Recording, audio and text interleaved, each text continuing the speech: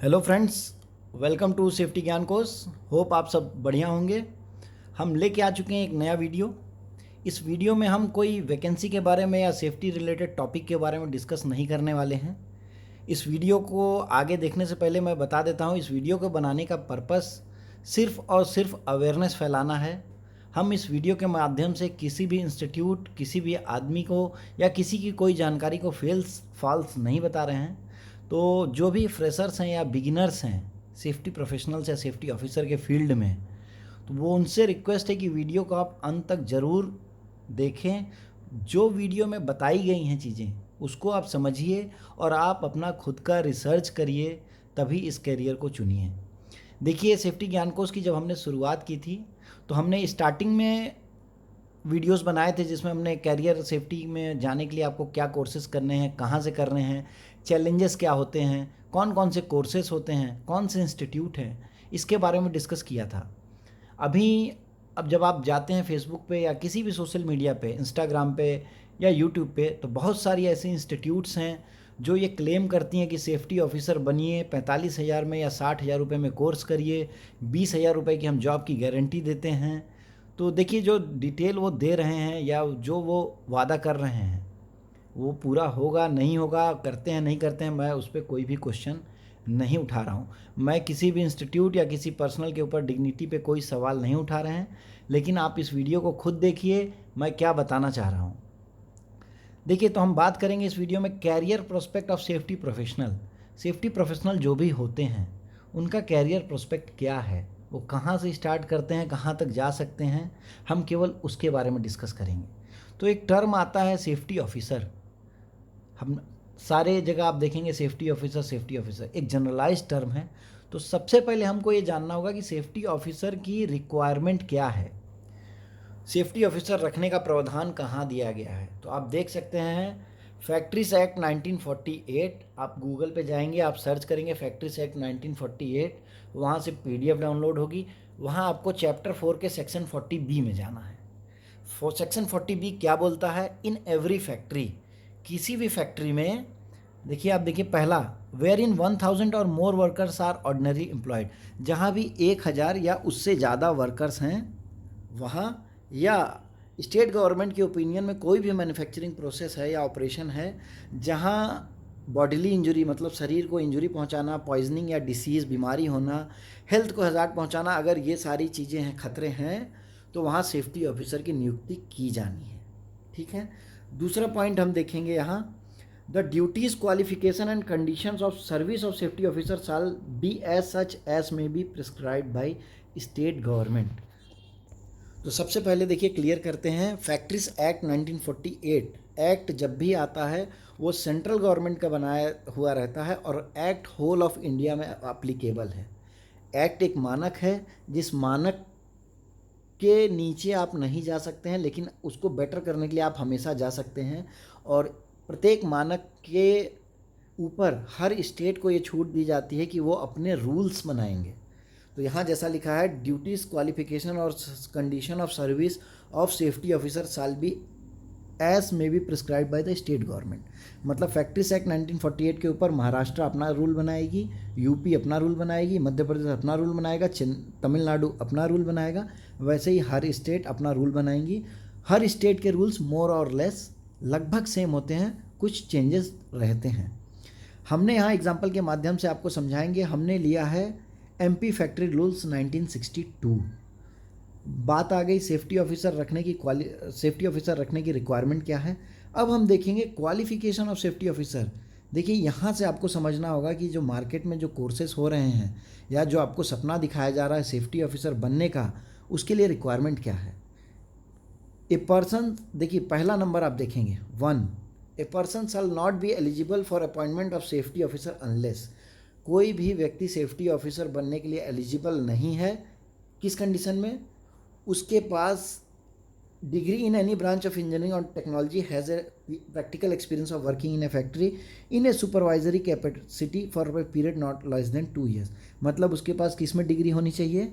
In any branch of engineering और technology. यहाँ हम बात कर रहे हैं बीई और बीटेक की। दूसरा और लिखता है, देखिए यहाँ और है, उसके अलावा रिकॉग्नाइज्ड डिग्री इन फिजिक्स और chemistry and practical experience of working not less than 5 years. देखिए हम क्वालिफिकेशन पे फोकस करेंगे अभी। Recognised degree in physics and chemistry, इसका मतलब है वो बात कर रहा है बीएससी की। या देखिए यहाँ फिर से और लिखा है recognised diploma in any branch of engineering और टेक्नोलॉजी। देखिए सब में और है और ये सीरियल नंबर 1 है, मतलब आपके पास ये 3 क्वालिफिकेशन होनी चाहिए। या तो आपके पास बीई बीटेक हो, या तो आपके पास बीएससी हो, या तो आपके पास डिप्लोमा हो। ये 3 बेसिक हैं। आगे बढ़ते हैं। देखिए इसके अलावा फिर टू में क्या है, पोसेसेस अ डिग्री और diploma in the industrial safety recognised by the state government in this behalf. मतलब आपके पास उन क्वालिफिकेशन के एडिशन में डिग्री या डिप्लोमा होना चाहिए इंडस्ट्रियल सेफ्टी का, जो रिकॉग्नाइज्ड बाय स्टेट गवर्नमेंट होना चाहिए। और तीसरा इसमें जो क्लॉज आता है वो है has adequate knowledge of the language spoken by majority of the workers in the region in which the factory where it he is appointed. मतलब जहाँ भी आपकी नियुक्ति हो रही है जिस राज्य में, उस राज्य की जो लोकल भाषा है वो आपको ज़रूर आनी चाहिए। इसकी बात करें, जैसा कि आप अगर उड़ीसा में जाके सेफ्टी ऑफिसर बनना चाहते हैं तो आपको उड़िया लैंग्वेज आनी चाहिए, मैंडेटरी है। लेकिन कई बार क्या होता है, अगर कोई ऑर्गेनाइजेशन कई सेफ्टी ऑफिसर्स रखती है तो वो हिंदी स्पीकिंग वालों को भी रखती है, क्योंकि वो ऑफिस का काम कर सकते हैं, साइड पे इंग्लिश में डील कर सकते हैं और हिंदी में, क्योंकि वर्कर्स ऐसा नहीं है हिंदी नहीं समझते हैं, पर बेसिकली जिस स्टेट का है वहाँ होना चाहिए, तो ये आना चाहिए। तो आप यहाँ से ही देख सकते हैं क्वालिफ़िकेशन में सिर्फ बात की गई है बीई बीटेक बीएससी और डिप्लोमा की। अब हम बात करते हैं जो इंस्टीट्यूट्स बोल रहे हैं 12th पास करके आइए, सेफ्टी का डिप्लोमा करिए, 45,000 में, 50,000 में, 60,000 में और 20,000 की जॉब ले जाइए और हम गारंटी देते हैं आपको जॉब लगाने की। हो सकता है वो ऐसे इंस्टीट्यूट्स आपकी जॉब लगवा दें, हो सकता है वो ना लगवाएं। मार्केट में जॉब के नाम पे बहुत सारे पैसे लूटे जा रहे हैं, हम किसी को ब्लेम नहीं कर रहे हैं। आप अपनी अवेयरनेस के लिए समझिए कि सेफ्टी ऑफिसर का जो टर्म वो कहाँ से आ रहा है, सेफ्टी ऑफिसर के लिए क्या रिक्वायरमेंट है। अब हम देखते हैं कि जो इंस्टीट्यूट्स आपको दावा कर रही हैं कि वो आपको जॉब लगवा देंगी, तो हम देखते हैं कि ऐसी जॉब्स क्या लग सकती हैं या नहीं लग सकती हैं। तो सबसे पहले हम बात करेंगे कि सेफ्टी ऑफिसर की आपने अगर क्वालिफ़िकेशन कर ली तो उसको करने के बाद आपकी जॉब कौन कौन सी सेक्टर्स में आप काम कर सकते हैं। देखिए सबसे पहले सेफ्टी ऑफिसर की रिक्वायरमेंट कंस्ट्रक्शन फील्ड में बहुत ज़्यादा होती है, क्योंकि कंस्ट्रक्शन फील्ड में मैन पावर बहुत ज़्यादा है, हज़ार्ड्स बहुत ज़्यादा रहते हैं। तो वहाँ कई कंपनीज अपना रिक्वायरमेंट बना के रखती हैं कि हर 50 वर्कर्स पे एक हमें सेफ्टी का प्रोफेशनल चाहिए। आगे हम देखेंगे वो क्या डेजिग्नेशन रहती है। आप प्रोडक्शन या मैन्युफैक्चरिंग में जा सकते हैं, आप डॉक पे, शिपयार्ड पे या डॉक पे काम कर सकते हैं, या आप एजुकेशन फील्ड मतलब टीचिंग लाइन में जा सकते हैं। अब हम देखेंगे कंस्ट्रक्शन में आप किस किस एरिया में जा सकते हैं। आप बिल्डिंग प्रोजेक्ट्स में जा सकते हैं, पावर सेक्टर्स में जा सकते हैं, पावर में सब आ जाएगा, थर्मल, न्यूक्लियर, सोलर, विंड जो भी हैं। ऑयल एंड गैस या पेट्रोकेमिकल में आप जा सकते हैं, एक बूमिंग सेक्टर है अभी। इसके अलावा जो भी मैन्युफैक्चरिंग इंडस्ट्रीज़ की इंफ्रास्ट्रक्चर बन रहे हैं स्टार्टिंग, उसमें आप काम कर सकते हैं। प्रोडक्शन और मैन्युफैक्चरिंग की अगर हम बात करें तो आप FMCG, fast moving consumer good, जिसमें आपके फूड प्रोडक्ट्स आते हैं मेनली, उसमें आप जा सकते हैं। उसमें कई इंडस्ट्रीज हैं, बड़ी बड़ी ऑर्गेनाइजेशंस हैं। फॉर एग्जांपल आईटीसी हो गई, कोलगेट पामोलिव हो गई, ठीक है। इसके अलावा आप अदर इंडस्ट्रीज़ में जा सकते हैं, जैसे एशियन पेंट हो गया। कोर इंजीनियरिंग मतलब आप मैन्युफैक्चरिंग में चले गए, आयरन एंड स्टील इंडस्ट्री है, ठीक है। पावर सेक्टर जो बना था उसके आप मैन्युफैक्चरिंग ऑपरेशन में चले गए, ऑयल एंड गैस के ऑपरेशन में चले गए। फार्मा इंडस्ट्री एक बहुत बड़ा मार्केट है, फार्मा इंडस्ट्री में आप जॉब कर सकते हैं। ऑटोमोबाइल इंडस्ट्री में आप जॉब कर सकते हैं। इसके अलावा मिसलिनियस में सारी आ जाएंगी, टेक्सटाइल हो गई, पेपर हो गई, या जो भी XYZ कंपनीज हैं उसमें आप कहीं भी जॉब कर सकते हैं। अब हम बात करेंगे कि प्रोफेशनल ग्रोथ अगर आप कंस्ट्रक्शन इंडस्ट्री में ज्वाइन करते हैं तो आप कहाँ से कहाँ तक जा सकते हैं।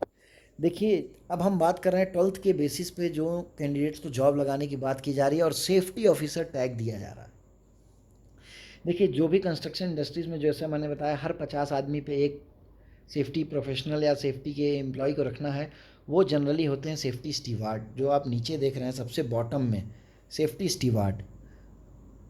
उसके ऊपर आता है safety supervisor. Safety stewards is a complete site job, मतलब आपको दिन भर साइट पे जॉब करनी है। और कंस्ट्रक्शन फील्ड की जॉब्स जो रहती हैं ऑलमोस्ट 12 आवर्स की जॉब रहती है। तो जितने भी लोग आपको इन्फ्लुएंसर्स आजकल दिखते हैं, जो साइट पे हैं, वर्कर से बात कर रहे हैं, टीबीटी दे रहे हैं, वो सारे सेफ्टी स्टीवार्ड्स या सेफ्टी सुपरवाइज़र ही हैं, उसके ऊपर के नहीं हैं। देखिए सबसे नीचे आता है सेफ्टी स्टीवार्ड, फिर सेफ्टी सुपरवाइज़र, उसके ऊपर आता है,